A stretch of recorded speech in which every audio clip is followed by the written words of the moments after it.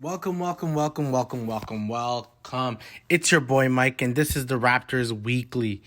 After a tough loss against the Boston Celtics, I'm recording this as I usually try to record it to post it out on Tuesdays, like today, talking about our beloved Toronto Raptors, if you're a Raptor fan, or if you're just an NBA fan, because no matter what, I just like to talk basketball overall to many people, or whoever's listening, really. Now, with the Toronto Raptors just losing to the Boston Celtics, this podcast may be a little somber than I would like. I may not have the energy that I wish I could have had if the Raptors had pulled off the victory against the Boston Celtics. Some would say an upset. But then you realize the Boston Celtics are the number one team in the league. Not only that, they have the highest points differential in the league right now. They're doing things offensively that have never been done before. And the Raptors were actually really close. It's that damn third quarter that Raptors just have not been good. And we'll get to that. I also want to talk about the fans again because something about it is just really bothering me. I want to talk about Fred. So I made a spiel about, we're looking at Raptors Twitter and seeing everyone just fall and cry. It's just no. Like, we're 12-12. Most teams in the NBA are 12-12. Like, if you look at the NBA standings, no one besides Boston, Milwaukee, is really standing out. Honestly, is really standing out. There's multiple teams with 8 losses plus. Right? We can look at the Western Conference, and the Clippers are 14-11. Right? They're 2 games more than the Raptors. And when I'm saying this, the Clippers are a top 6 seed in the West that many people would say is very good. But the West teams, like the race for number 1, there's only like 3.5 games. Like it's not that crazy. Where in the East, that 6th place to the first place is 7 games. Because Boston and Milwaukee have been just that good. It's unfortunate Toronto didn't win. It is what it is. But this is a Raptors podcast. I'll talk more NBA sooner rather than later. One thing I did want to mention is that I brought up a few weeks back, I brought up the whole Luka needs help. I'm just throwing that out there. I brought that up, that Luka needs help. I hate watching the way the Mavs play, and all of a sudden, all I see on my Twitter timeline, on my YouTube timeline, oh, he doesn't have enough help. ESPN, if you're listening to my videos, just sign me up. Sign me up. I'm okay with it. Just sign me up, because you're taking my Luka takes. I said Luka didn't have a second guy. And look at everyone saying Luka doesn't have a second guy. And everyone wants to try to find Luka a second guy. And some of the picks that some of y'all have, and he's not even right at all. So I don't know what y'all doing. But that's just one. So this past week, the Raptors, I don't believe I spoke about it last time. This whole week thing is sometimes getting confused. Like, they lost to Brooklyn, lost to the Pelicans. Well, lost to the Pelicans first, then lost to Brooklyn. I don't know what it was or what it is. That Pelicans loss, I think it depressed a lot of Raptors fans. I don't know what happened. I even saw someone tweet that Raptor fans are really quiet. And I'm like, we are quiet. I've never seen Raptor fans this quiet. And for some reason, that Pelicans loss was, it was something about it that was so ugh. Just a ugh feeling, losing to them. It was like you wanted to think that, this is a team that you can beat easily. And probably that's the case, because you're thinking that the Raptors competed and still didn't seem good enough for the Pelicans, where you probably would have thought originally that you're better than the Pelicans. So I don't know. It was kind of weird. Like, it's one of those moments where I think Raptor fans were just kind of confused about the whole thing overall. In saying that, the Raptors did also lose to the Brooklyn Nets. That loss, I feel like Brooklyn's on a good wave right now. They're feeling good about themselves. Yeah, they lost to Boston the other day, but you can tell that the vibes are better in Brooklyn. The vibes are a lot better. What happened in both games is like poor shooting. Just no one's really stepping up to bat throughout the whole time. The one thing we have to mention, before the Orlando game, they had a players only meeting that was led by Thad Young, who every day love him more, Pascal, love him already, and Fred. I love Fred. I do. I don't say love. I like him. I always like Fred. Man, I love him the way I love Pascal. But I like Fred. I'm not one of these people who want to trade Fred. I'm not one of those people. Unless you're trading him for, like, a better version of Fred. I don't want to trade Fred. It makes no sense to me. Or you trade him for, like, a better player than Fred. I'm not trading Fred for nothing. I just wouldn't make a lot of sense to downgrade. And as much as I like Scotty being the point guard, and I think next year's Scotty will be the point guard, you just don't make such crazy decisions just because. Like, don't do that. But yeah, they had a players only meeting where they discussed what's going on. I think the main focus was we need to show more energy, show more life. And I think against Orlando, it's Orlando, so you can't really take much out of it. They did show that. A little bit more life. But it was Orlando. So it's not much you can say. Against Boston, they showed life too. That first 2 quarters was really good. The Raptors were really good the first 2 quarters. It was the damn third quarter again. Damn third quarter. But just to relay back on the fact that they had a players-only meeting. When you have a players-only meeting, it's because you feel like things aren't going right. And they didn't feel like things were going right. Now, in saying that, are things not going right in Raptors land? I think it's the expectations everyone has is one. I also think that the league within itself is so, like, mid right now. Like, everyone is jumbled together. In the Eastern Conference, Charlotte, Detroit, and Orlando are legit tanking. Those 3 teams will not be making the playoffs. Chicago and New York are outside the playoffs right now. They're trying to make it. Chicago is trying. People don't know what to do with Chicago. Chicago's actually trying. New York is trying as well. You didn't sign Brunson to not make the playoffs. Unfortunately, RJ hasn't had a good year. It is what it is. We can talk about that later in life. Washington's trying. They actually have a quality, like, bench, and they have a lot of solid players. Miami's definitely trying. The Toronto, Phil, of course, trying. Indiana's the one team that, like, they're trying too. They're definitely trying. How long will they try for? Who knows? I think if they go on a couple game losing streak, maybe the GM, the owners will be like, okay, I think it's time to try to get another draft pick. Even though they have solid players in Halliburton, Mathurin, and everyone else. So, like, when you have a players only meeting, it's because you don't feel like you are where you want to be. And as fans, we watch them and we don't think they are where we want them to be. It sucks to lose to Boston today, but let's not overthink it. There's no one in the East besides Boston and Milwaukee that are true standouts. You beat Cleveland twice already, right? So you beat them twice. Atlanta, you beat as well. The first time. The second time you didn't beat, but you didn't have Pascal. Indiana, you lost to. Brooklyn, you've actually lost to all 3 times, which is pretty scary. Philly, same thing. You've beaten them. Like, it's not like nothing's outlining. Like, nothing's outlier. So having this meeting, do I think it's a little bit dramatic?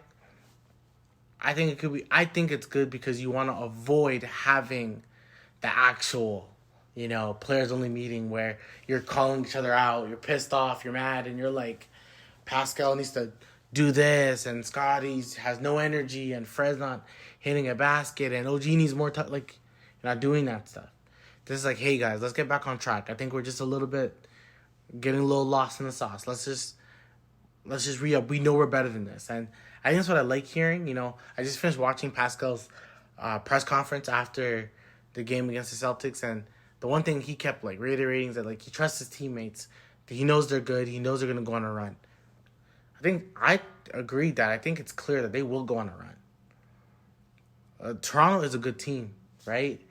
They're just really trying to find themselves. I think once Precious gets back, and not really Precious, I want to see when Otto Porter gets back, his ability to shoot the three. I look at Boston, I'm like, damn, like everyone was shooting three. Everyone was scoring. They were shooting at a 36% clip that game, and it looked like it was way worse, to be honest. It looked way worse because anytime they needed a shot, it was going in. And I always say, like, some players, it's not about, like, their percentage to me. It's, do you think they can hit a clutch shot, like, down the line? And Marcus Smart's like that. I think Drake Crowder's like that. Guys who, like, I wouldn't want them open when there's, like, a minute to go. That's why not saying Max Kellerman is right. But when he says Andre Iguodala, you can trust him shooting at three, you can't trust him shooting three. Confidently speaking, you can trust him shooting the three. But yeah, that players only meeting, I think it ended well with them facing Orlando. Once again, I think their game against Boston, they showed a lot of effort. Even in the fourth quarter, I think all fourth quarters, Toronto shows effort.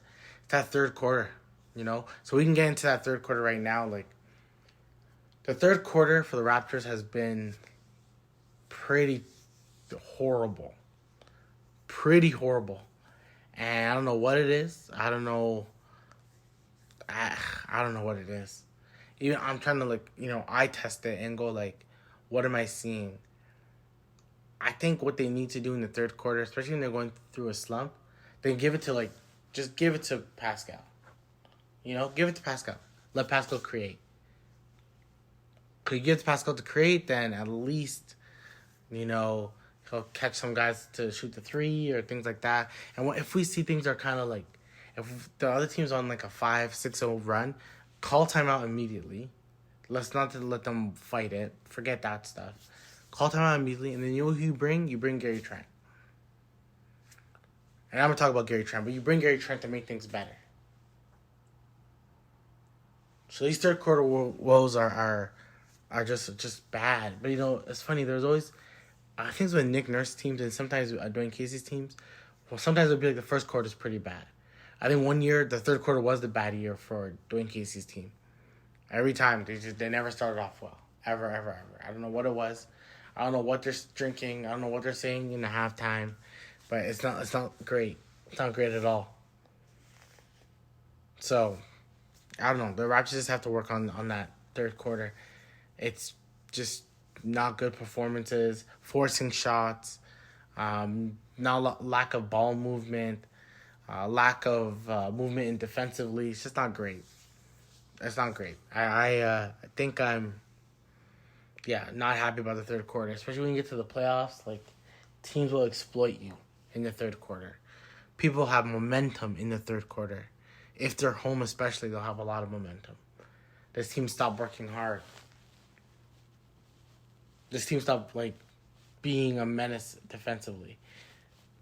It's kind of unfortunate to see, because I do believe that, with their defense and having a Pascal at All-NBA and OG doing the same thing he's been doing, that guy's been amazing. I just think, ISO more. Have a more effective ISOs. That's it. That's how I think one of the ways you can fix the third quarter woes is you just let Pascal cook a little bit. That's always been my motto. When you're down and out, let Pascal do his thing. If he has to hit a bunch of jumpers, then he hits a bunch of jumpers. I'm all for Pascal just shooting as much as he wants to. I've seen a lot of Raptor fans say the same thing. Let him do whatever he wants. That third quarter, give him the ball, let him cook. Him and kind of Scotty, I'm willing to let's just see. Sometimes OG, sometimes he, shares the ball a little too much, but I can see that as well. Now, the other thing I want to talk about in regards to our Toronto Raptors is I love Gary off the bench. I love it off the bench. I don't know what other people think, but I love Gary Trent Jr. coming off the bench. I think that can help them immensely. A guy who can just get a bucket. He just scored 20 against Boston. I believe he scored 30 with Orlando? That's what I want to see. I know he played well. Gary Trent Jr.'s best attribute is his ability to get to the basket. Well, not like drive like the way Norm did, but has he still have the ability to get to the basket and create his own shot? I want to just, to me, you let him just play with the second unit and give him the ball and say, do whatever you want to do. Do whatever you want to do. If Gary's going to give you 20 points a game, that is a bench, like, that is the sixth man of the year. One of them, like, the candidate. Mind you, Boucher hasn't been playing well. Boucher's like another guy who has that ability. So, I don't know. I think Gary coming off the bench is amazing, and I honestly want to continuously seeing that. I said it before, I'm going to say it again. I understand why Christian Coloco's playing, but I'm seeing a lot of people go like, Christian shouldn't play. He needs a lot more work. He's one of the reasons why they're not good at third quarter. His even first quarter numbers aren't great. Once again, start Ken Birch. Coloco, you can start next year. Start Ken Birch.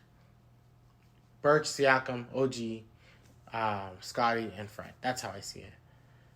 Birch can roll, has a nice little jumper, not a jumper, but he can cut to the basket. Let me say that.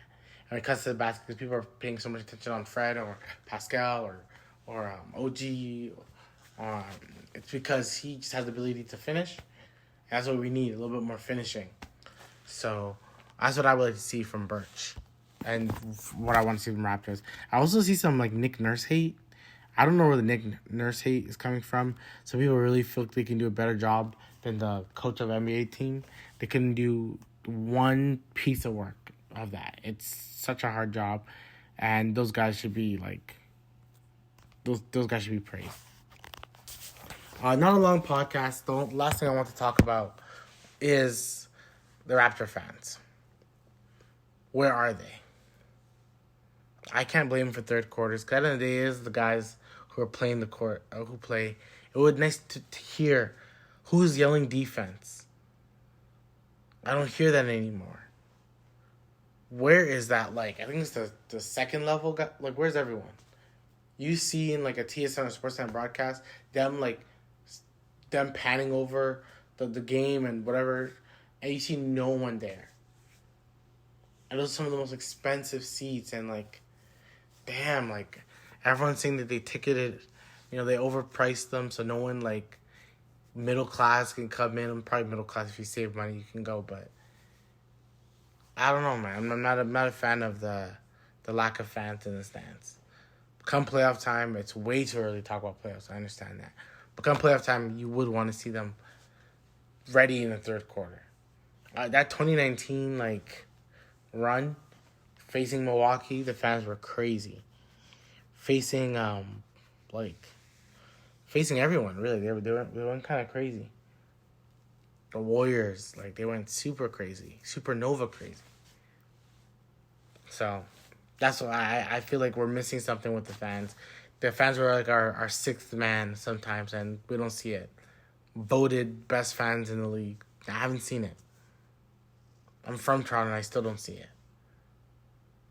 I don't know. Something's off with the Raptors, stuff. They need to fix the fan part. Gotta fix. And I think last time they used to call him out. I wish Freddie would call him out and be like, hey, this is not Raptors basketball. We're winners. Shout out to Masai for the once again, the Giants of Africa. Because that's just special. Special for, any African kid. It's special just all around. He keeps doing his thing over and over and again. And I think that's pretty cool to see. Very, very cool to see, actually. So, yeah, but that's it. Nothing too long today. I just want to kind of air out my thoughts. Raptor fans need to calm down and chill and know that everything's going to be okay. Make sure you guys like and subscribe. My TikTok is coming. Those guys sports. It's there already. You guys should listen to it. And we'll talk again. Peace.